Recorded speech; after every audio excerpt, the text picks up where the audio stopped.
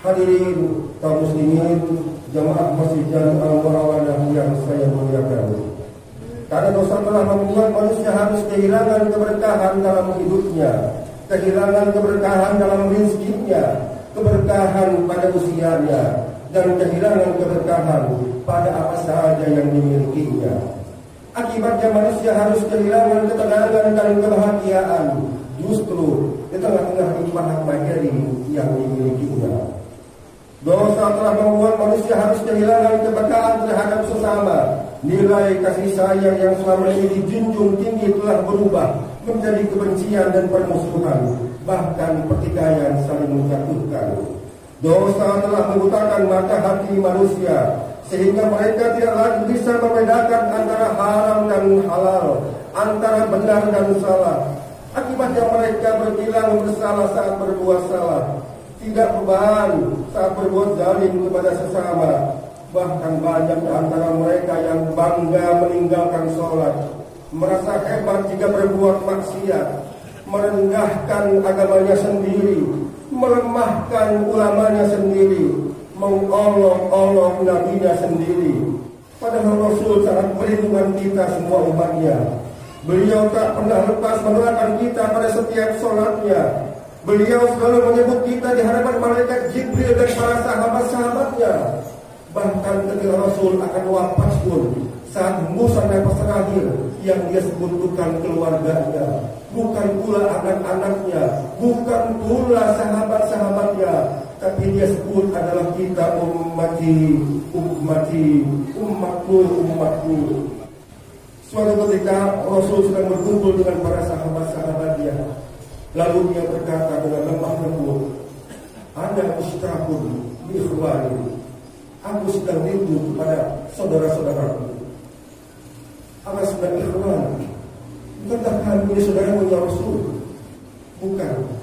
Kalian adalah sahabat-sahabatku. Kalian bukan saudara-saudaraku. Ikhwani humul ladzina lam yarawna bi walakinnahum yu'minuna bi. Saudaraku itu adalah mereka yang tidak pernah melihat aku, tidak pernah bertemu denganku, tidak pernah duduk bersama aku, tapi mereka beriman kepadaku dan aku sudah rindu kepada mereka untuk aku. Jadi kalau Nabi saja merindukan kita, kenapa kita tidak rindu kepada Nabi? Kalau Nabi saja menantikan kita di surga, kenapa kita tidak menjemput penantian itu? Nanti Nabi akan menyebut kita di pintu surga dan Nabi Muhammad tidak akan melangkahkan kaki di dalamnya sampai kita semua masuk dan dibimbing oleh Rasulullah ke dalam surga Jannatul Na'im. Para hadirin wal faizin rahimakumullah. Tiada dapat kita harapkan dari kumpulnya kita saat ini kecuali terampunnya semua dosa-dosa kita. Padahal baru teramat baru jika kemuliaan bulan Ramadan diukur dengan hasil ibadah kita. Lalu apa kelebihan kita di mata Allah Subhanahu wa taala? Bukankah kita seolah pulang berbadut daging dan terus membungkus aib dan maksiat kita sepanjang waktu? Tidak usah membayangkan yang jauh-jauh, membaca Fatihah pun kita belum fasih. Sholat banyak lalainya, membaca Quran hanya di ujung lidah, berzikir tidak sampai menyentuh hati. Bahkan saat sujud pun kita jarang ingat Allah Subhanahu wa ta'ala. Kita masih beruntung, saat ini kita masih dikaruniai umur panjang, walaupun secara hakikat hanya menjalani sisa umur belaka.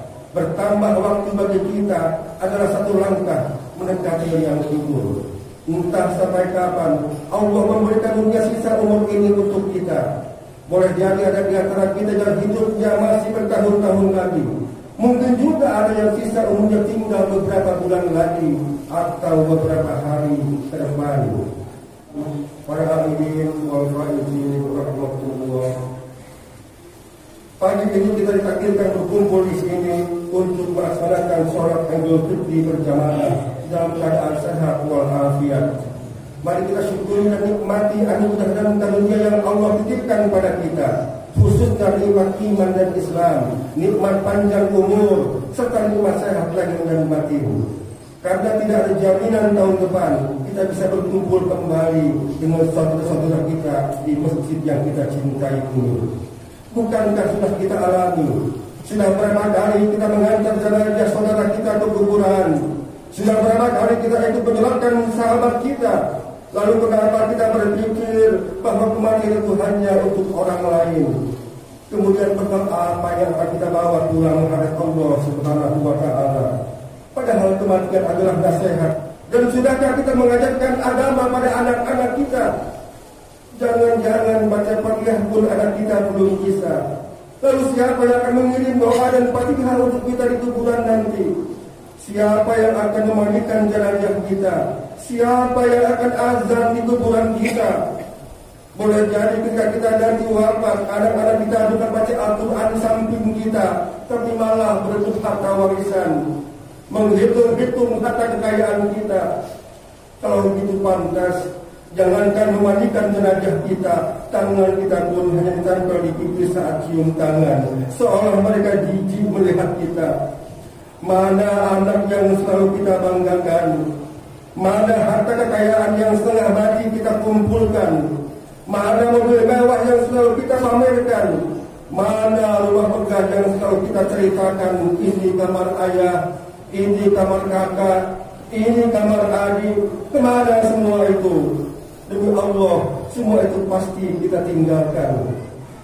Saat jasad terbujur kaku di ruang tamu, kita hanya menunggu tetangga dan sahabat datang takziah untuk menghibur dan memberikan doa.